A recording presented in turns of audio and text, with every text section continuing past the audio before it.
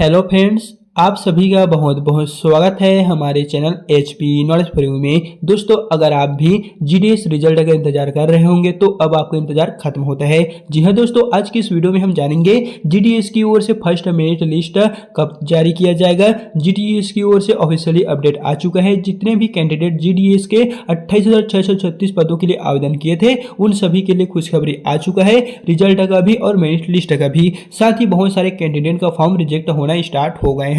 भारी मात्रा में आवेदन आए हुए हैं और इसी से बहुत सारे अभ्यर्थियों के जो फॉर्म है वो रिजेक्ट भी हो रहे हैं, क्योंकि उन्होंने गलत तरीके से अपना फॉर्म फिलअप किए थे। तो फॉर्म रिजेक्ट होने का एक बहुत बड़ा कारण है, जिसके बारे में इस वीडियो में हम जानेंगे।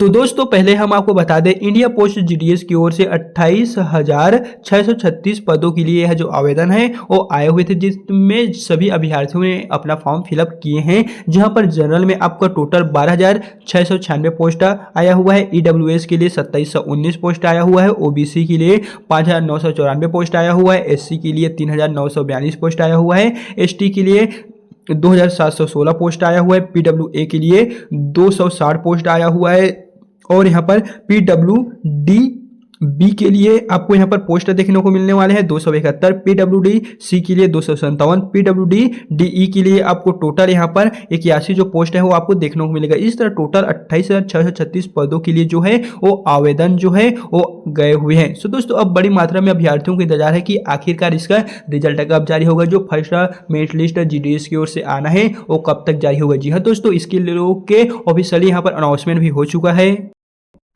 इसमें जब फॉर्म भरे थे तो आपको 3 प्रेफरेंस दिए गए थे। पहला है BPM का, दूसरा है ABPM का, तीसरा है डाक सेवक का, और उसी के आधार पे आपका जो वेतन है वो तय होने वाला है। लेकिन दोस्तों बता दें, उससे पहले किन किन कंडीशन पे आपका फॉर्म निरस्त होने वाला है, कौन कौन से कैंडिडेट का जो फॉर्म है वो रिजेक्ट जो है वो होगा। सो दोस्तों बता दें, यहाँ पर इस प्रकार की जो डेट है वो आपको देखने को मिलने वाली है कि इन सभी कैंडिडेट का जो भी डॉक्यूमेंट है वो डॉक्यूमेंट के कारण अब उनका जो फॉर्म है वो रिजेक्ट होने वाला है। फर्स्ट आपको देखने को मिलेगा मार्कशीट। यहाँ पर पूछा गया था कि आपको 10 के मार्कशीट के अकॉर्डिंग आपको अपना जो भी डिटेल है वो फिलअप करना है। लेकिन बहुत सारे कैंडिडेट ऐसे हैं जो हमें इंस्टा पे कांटेक्ट किए थे, खासकर उनके लिए जिन्होंने अपना जो डिटेल है, जैसे कि पहला नंबर पे आते हैं यहाँ पर डेट ऑफ बर्थ है वो आधार कार्ड के अकॉर्डिंग भर दिए हैं, और जो अपना नाम है वो भी आधार कार्ड के अकॉर्डिंग भर दिए हैं। लेकिन आधार कार्ड और मार्कशीट में जिनका सेम है वो तो चल गया, लेकिन जिनका अलग अलग है उनको अभी बहुत प्रॉब्लम जो है वो आगे चलकर आएगा। फिर नेक्स्ट है आइडेंटिटी प्रूफ। आइडेंटिटी प्रूफ के लिए आप जो भी मार्कशीट भी दे सकते थे और आधार कार्ड भी दे सकते थे, तो ये तो चल जाएगा। फिर यहाँ पर कास्ट सर्टिफिकेट के लिए आपको मांगा था PWD,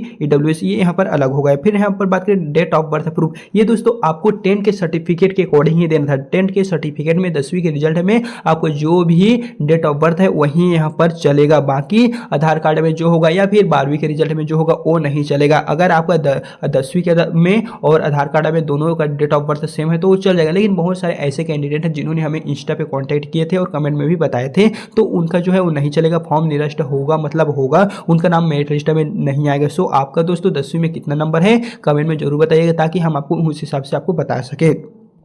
यहाँ पर कुछ इस प्रकार से आपको देखने को मिला। फिर यहाँ पर नेक्स्ट है medical certificate, DC5 medical officer. तो ये आपका जब लगेगा, जब आपका लिस्ट में नाम आ जाएगा, तो आपको ये को लेके आपको अभी से कंफ्यूजन नहीं होना है।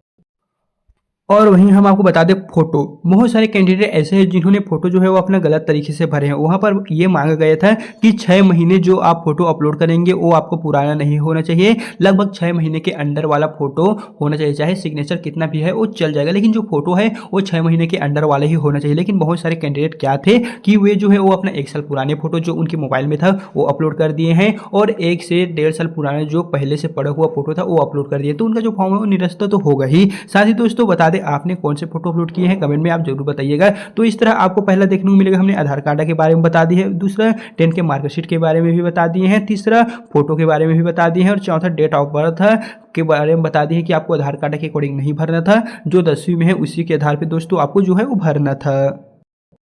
क्योंकि दोस्तों हम आपको इन सभी चीज़ों को इसलिए बता रहे हैं क्योंकि फर्स्ट मेरिट लिस्ट के लिए जो प्रोसेस है वो स्टार्ट हो गया है। यानी कि जितने भी कैंडिडेट 28,636 पदों के लिए आवेदन किए हैं उन सभी का जो डाटा है वो कैलकुलेटेड होने का जो वर्क है वो विभाग की ओर से अब स्टार्ट हो गए हैं। जहां बता दें, आपका जो फर्स्ट मेरिट लिस्ट है या फिर आप कहें तो रिजल्ट है वो आपका 28 फरवरी 2026 को जारी होगा। हालांकि डेट जो है पोस्टपेंड होगा तो हम नहीं कहेंगे, लेकिन जो कन्फर्म डेट विभाग की ओर से आया हुआ है वो 28 फरवरी का है। 28 फरवरी को आपका रिजल्ट जारी होगा, और जैसे ही जारी होगा तो इस चैनल के माध्यम से हम आपको टाइम टाइम अपडेट कर देंगे कि इस समय रिजल्ट आएगा, आप चेक कर सकते हैं। लेकिन दोस्तों बात करें फर्स्ट मेरिट लिस्ट की, तो दोस्तों हम आपको अभी जो डॉक्यूमेंट बताए हैं उनके बारे में इसलिए बताए हैं ताकि जो फर्स्ट मेरिट लिस्ट है वो स्टार्ट हो चुके हैं। आपने जो भी डिटेल भरे हैं 10 के अकॉर्डिंग और 10 के अकॉर्डिंग जो नंबर फिलअप किए हुए हैं, मार्क फिलअप किए हुए हैं, उसी के आधार पर आपको जो फर्स्ट मेरिट लिस्ट है, फर्स्ट रिजल्ट है वो जारी होने वाला है। इसलिए हम आपको कंप्लीट जो डिटेल है वो स्टार्टिंग से बताए थे, क्योंकि अगर आप उन सभी के अभाव में अपना फॉर्म भरे हुए हैं तो आपका जाहिर सी बात है